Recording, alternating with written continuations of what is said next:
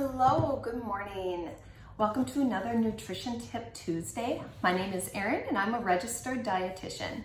So today we're going to talk about intermittent fasting.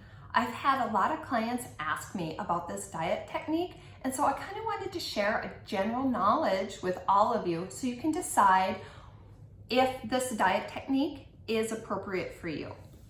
So first of all, what is intermittent fasting?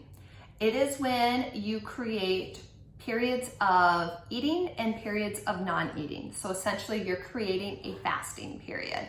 The most popular one out there is a ratio of 8:16, which means you eat normally for 8 hours a day and you fast for 16 hours a day. This one appears to be relatively simple. However, there are factors that you do need to consider. First of all, you want to look at the window of when you're going to be eating. Because if you can schedule it so half your fasting is during your night or whenever your sleep cycle is. So if you sleep hopefully 8 hours a day, there's still 8 hours a day that you'll be wakefully fasting. So you want to look at what schedule would be appropriate for you. If you're a shift worker or things like that, it would be fairly easy to kind of schedule around that. However, you want to make sure that you're still fueling your body properly. So let's say you decide that your eating window is going to be from 10 a.m. to 6 p.m. This still allows you to get some breakfast in the morning and some lunch mid-afternoon, and then eat dinner around 5 o'clock or so with your family.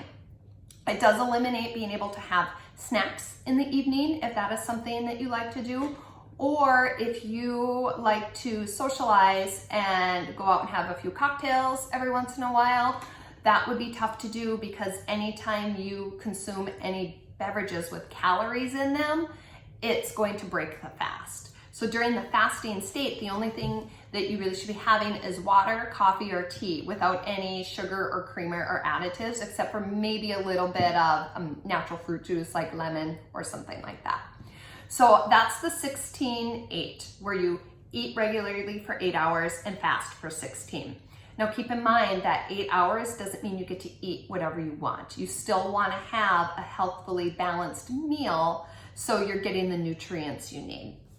Another method is called the 5-2, where you eat normally for 5 days a week and then you fast for 2 on a super restricted calorie budget. So about 20 to 25%, so 500 to 600 calories on those fast days. So this method will work better for people who want to not have a specific time of day that they can't eat and just want to pick 2 days that those would be their fasting days. So some things to keep in mind there is if you are an avid exerciser or a very active person, you're going to want those fasting days to be a rest day because you're not going to have the fuel you need to power that exercise and to keep that body functioning at a higher level. So it's going to have to be a pretty mellow day.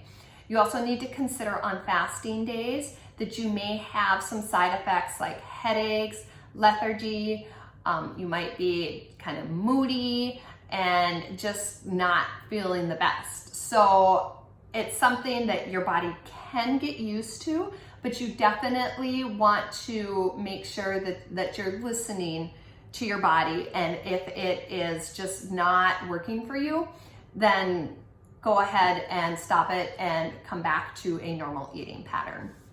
Another one is like an eat, stop, eat, where you eat for 24 hours, then you 2 days a week fast for 24 hours. So you don't necessarily eat for 24 hours, but you eat normally for a day, and then you pick 2 days a week and you fast completely for 24 hours.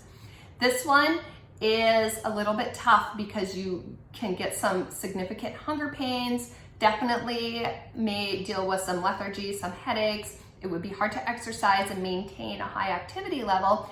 And you also run the risk of dehydration because we do get 30% typically of our fluid needs do come from the foods we eat. So you really need to think about that you're drinking enough water and enough getting enough, maybe taking a vitamin or mineral supplement so you're getting those nutrients in.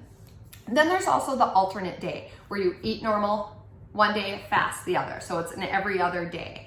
And some people prefer that method. I personally would have a very hard time going 24 hours without eating, but I'm a fairly active person. I'm in the fitness industry and I do need that steady state of fuel to keep me going and, you know, to keep me from blowing up at my husband and kids, which I tend to do if I'm hangry. So if you are a person that gets hangry, fasting is probably not the best for you.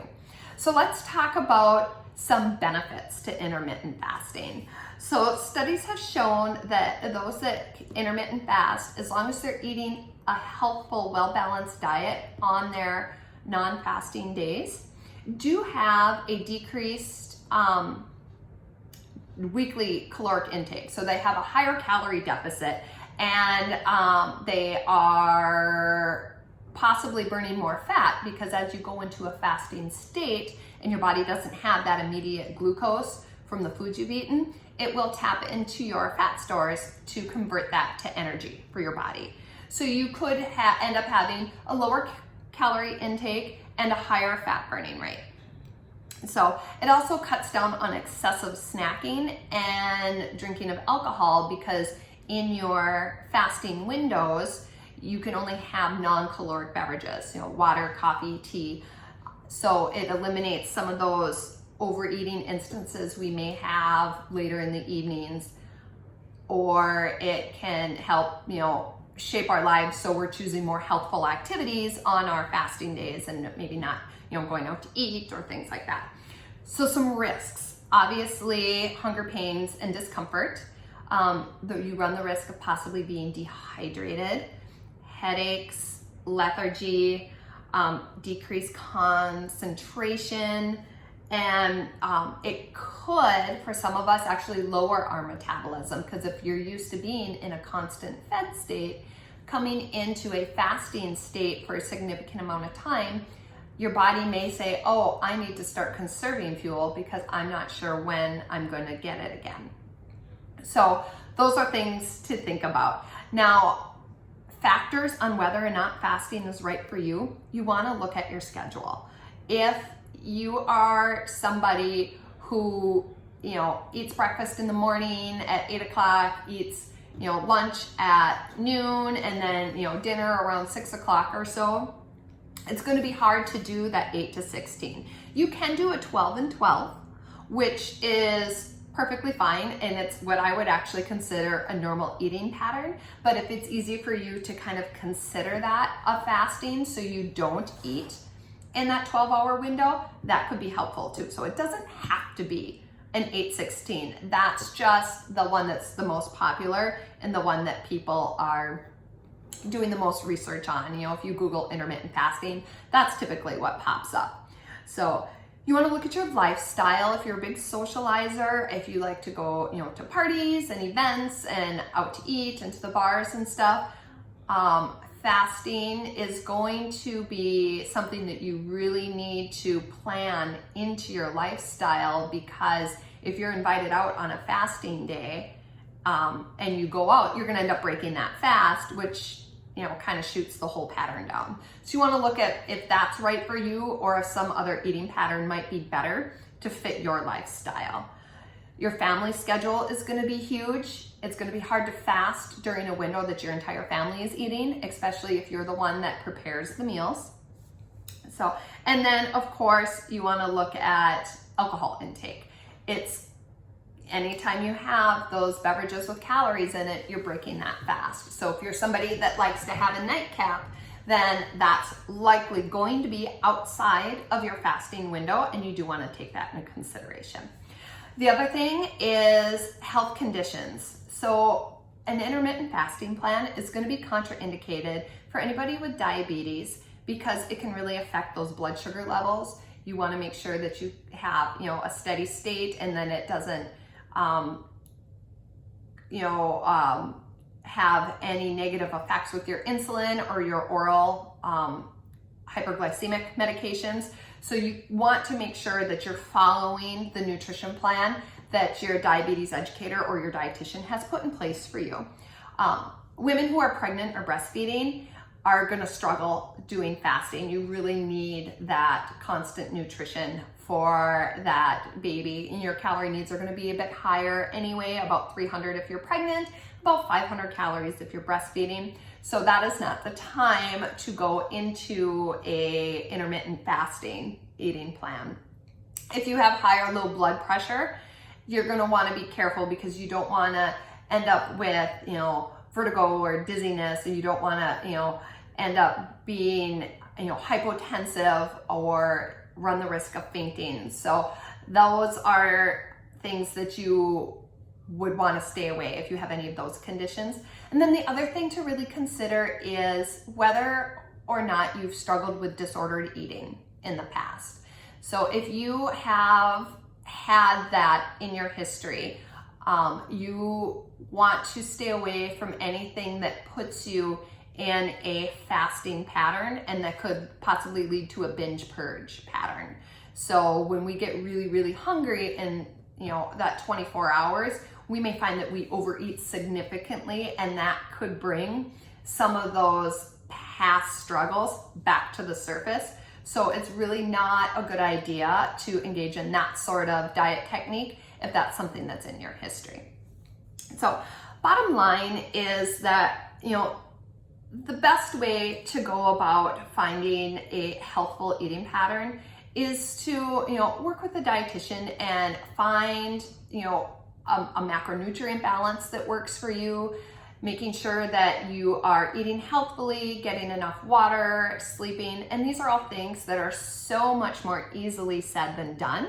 But there are resources out there, and there are people like myself who can help you with that. So my last tip is that if you do choose to go through an intermittent fasting pattern, it's also probably good to meet with a dietitian or a reputable nutritionist who can help you make sure that you aren't binging and overeating on your non-fasting days, and that you're still putting together well-balanced diets, getting those lean proteins, getting those healthful fats, getting those fruits and vegetables and whole grains for fiber, and making sure that you're getting all those crucial minerals, calcium, you want to have your electrolytes, sodium and potassium. So it's really important to keep all those considerations in mind. So anyway, if you have any questions on intermittent fasting, please post in the comments and I will answer them the best I can.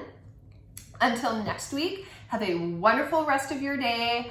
Have a great week, embrace the spring weather, and we will talk to you all soon. Thanks for watching.